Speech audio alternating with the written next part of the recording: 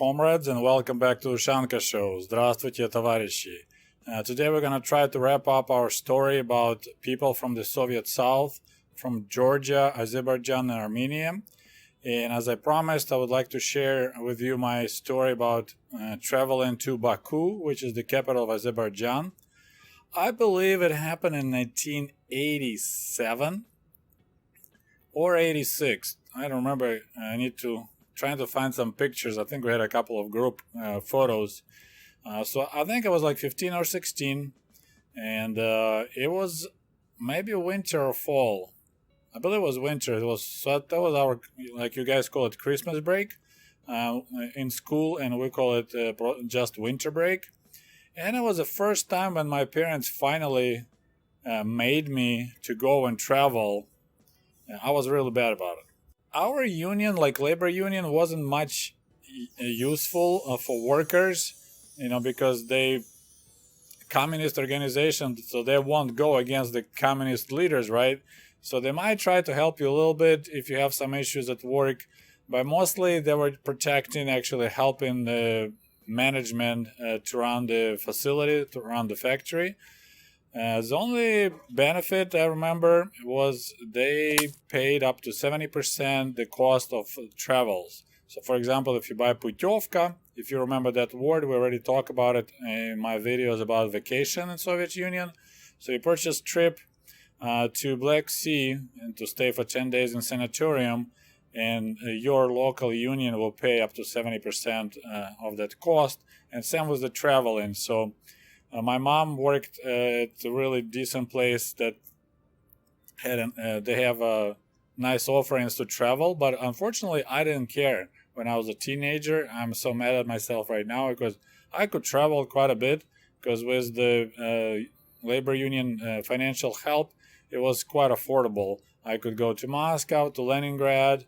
I think it was even a trip to Baikal, Lake Baikal in Siberia, which I really mad at myself for that, because this is one of my things on my bucket list, is to see Lake Baikal, the deepest lake in the world. So this time, as I said, I had a winter break, and my mom purchased for me this travel package. So the bunch of our co-workers purchased too. So we had probably a group of 15 kids, maybe 20 kids from that work, going on a train to Baku, staying there for, 3-4 days. I don't remember. That was a long time ago, and then traveling back. And I remember I really didn't feel like going. My dad took me to the train station, with luggage, and we met the other guy. So there was quite a decent sized crowd, and I see didn't know anyone. So I was like, Dad, I really don't want to go. Like, I was about to cry, and I was, as I said, about a 15 or 16-year-old boy. Anyway, my dad, bless his heart, he forced me. He's like, nope, I'm coming home by myself. You going to Baku. We paid the money. Too bad. Tough crap. Get on that train and try to enjoy your trip. So we went to Baku. So I said it's probably 1986 or 87, so we still had Soviet Union, but it started, like an old pair of pants. It started slowly having holes, and seams started slowly coming apart. So we arrived to Baku, and it was a long train ride. We had to sleep twice. So, we left at night, late in the evening, slept on the train, traveled all day, slept again on the train, and then we arrived to Baku, which is right on the shores of the Caspian Sea. We stayed in a central hotel. It was okay. I think it was like 3 or 4 kids per room, as far as I remember. And, then we kind of went around as a group to discover Azerbaijan a little bit. And there were quite a few things about local Southerners, about Azerbaijanis. Of course, I couldn't call them Gruzini, Georgians, because we were in Azerbaijan, but they definitely look like Georgians to me. So there were a couple interesting details about that city and people in that city. First of all, I need to remind you, Azerbaijan at that time was pretty much like an oil capital of the Soviet Union.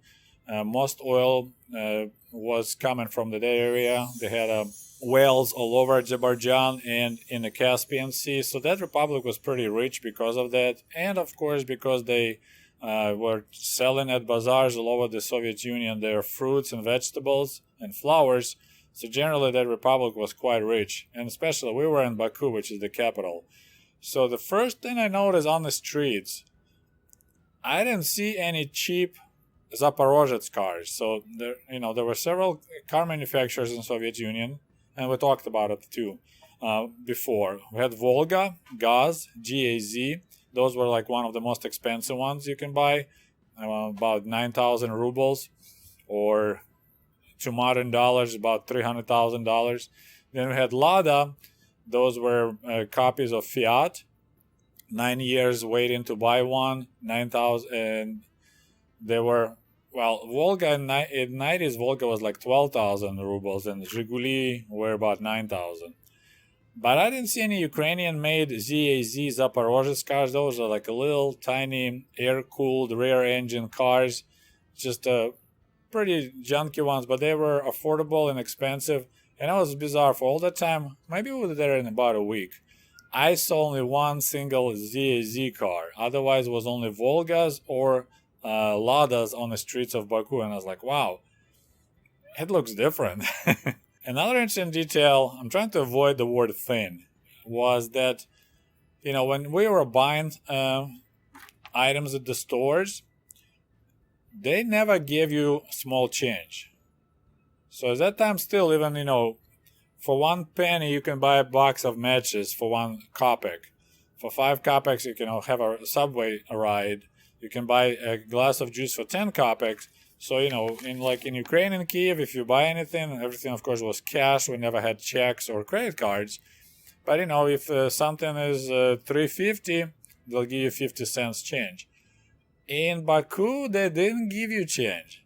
So, like coins, you'll never see it. They just look at you like, what are you talking about? Like, they'll give you changes, $1 or ruble, 2 rubles, they'll give you that. But coins, small change, was not their habit of sellers, which was really weird, because for me it was every kopeck was matters. But that was really shock to me, because this is how they were making extra income, is not giving people change and pocketing it. And that was really weird, because probably people in Ukraine, if something be happening like that in Kiev, people be calling police, calling militia to figure out what's going on. I really enjoyed visiting local markets. So they also had bazaar, and they had a lot of exotic spices and different exotic pickled things, which we never had in Ukraine. For example, they had this, it's like a herb called tarhun, and we had a drink. It was like a pop. It's a green color, and I liked it at that time. It was different flavor, but they had pickled tarhun, so it's just kind of stuck in my mind. So we went, on the evening walk, guys and girls, to explore downtown, visit that bazaar. And then the local guys were like going after our girls, like so hardcore, pretty much like almost like a pack of wolves. So we were quite scared. In the end, we were pretty much like hiding in our rooms. And for some reason, those guys just thought that girls just can't wait to date them or just hang out with them, have fun. So they were just like trying to get in our rooms, like, hey, your girls want to come with us. Let them go. And the girls like, please don't let it keep us. We don't want to go with them. We're scared. So we were actually hiding in our hotel room, because we were scared to go outside with the girls, because they were just like circling out a hotel because they saw a couple of cute girls from Kiev. So that was scary. And I don't think we were talking they were trying to rape them or anything like that, but just the way they were just going so aggressively, like, hey, let's go, we're gonna go to a restaurant or something like that. You just make you wonder like what's on your mind and why you're so aggressive. So as I said, this is kind of reminds me that what the other lady said in Leningrad, as a teenager girl, she was horrified to walk through the market, because those guys were just really hit hard on you. They like stop you, grab your arm, and start, hey, let's go for a date. I like you, and I'm handsome too, so let's go. And of course, they had a broken Russian language. They have the specific accent, so all that thing just was kind of scary. Then we went to Sumqayit. It's a small town not far away from Baku. I do not recall why we went there. something was there like unique, or museum, or maybe there was a monastery of this old religion. They had a natural gas, coming out from cracks, and people lit the fire, so there was like that forever fire, and people were treating it as like it's a god of fire, so they built like an ancient monastery. I think it's in Sumqayit. So we went to visit, and guys over there were just plain scary. They were just standing like and looking at us, and we felt threatened. Like they just didn't like white people. Let's put it that way. We were like hopped on the bus and we left.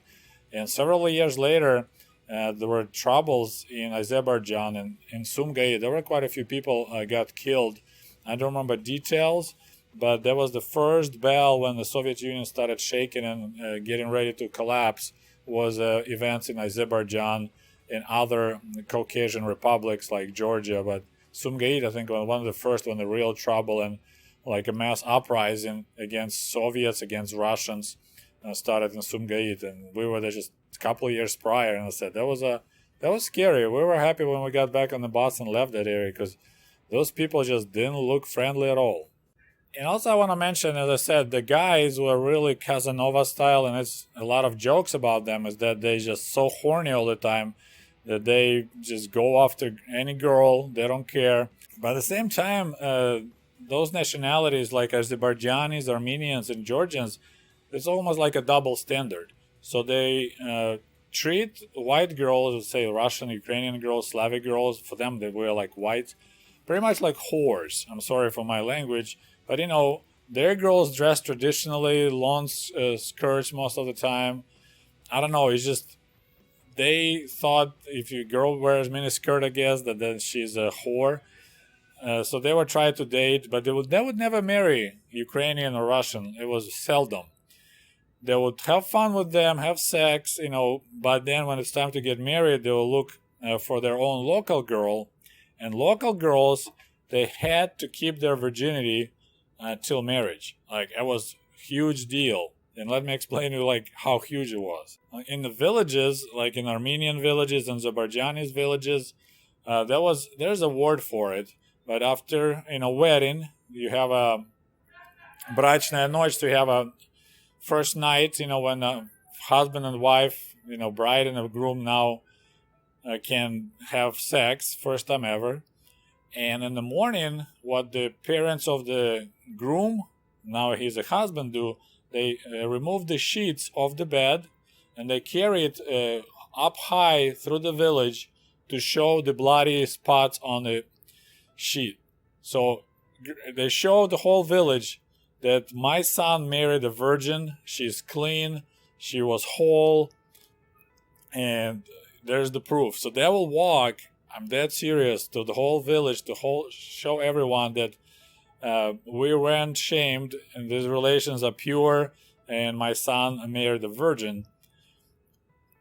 But at the same time, they were totally okay if the son will be having sex before the marriage. So girls could not do anything like that. But the guys was totally okay. Have fun, chase Russian girls, but then you need to come back and marry a local girl and she will be a virgin waiting for you. And of course, you can imagine, I'm not a physician, but I believe there's cases when the girl has no blood, even if she was a virgin.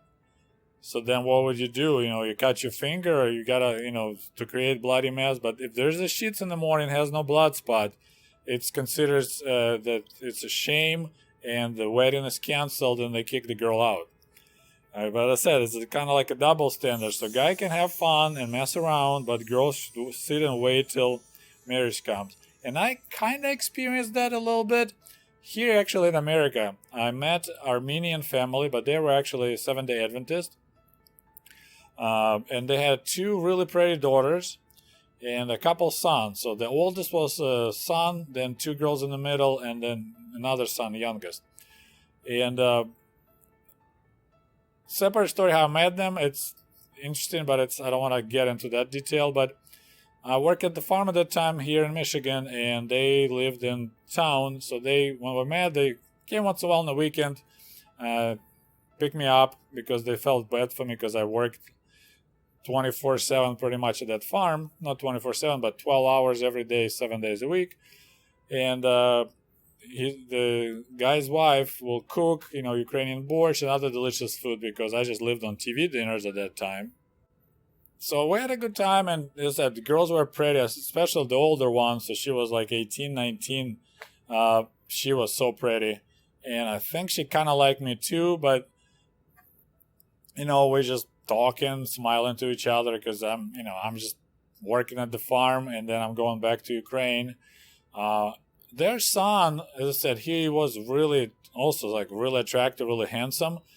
And he looked way older his age and tall, and just has that exotic look. And the just local American girls were all over him, like older ones. So he would be like 20, something like that. And the 25, 26-year-old local American girls will be all over him. So he'll be dating those girls and having fun.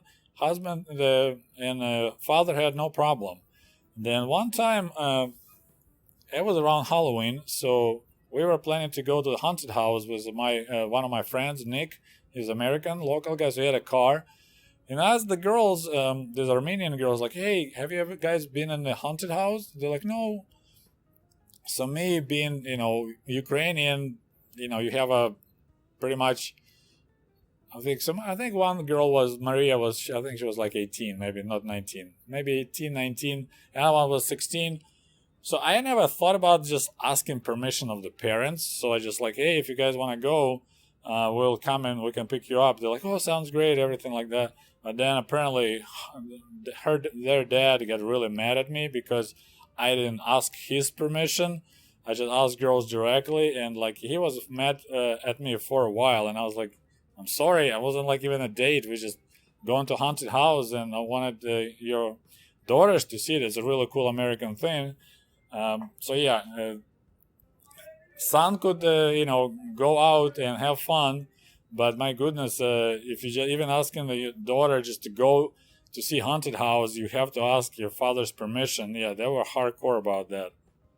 So that's how we were related or not related, how we handled our southern neighbors from Georgia, Azerbaijan, and Armenia. So that's the only people we pretty much saw, not on daily, but maybe on a weekly basis here in Ukraine and Russia. Now the situation changed quite a bit. There's a lot of Chechens, people from Chechnya in Moscow. And when they're in a big group, they act really they act inappropriate, I would say.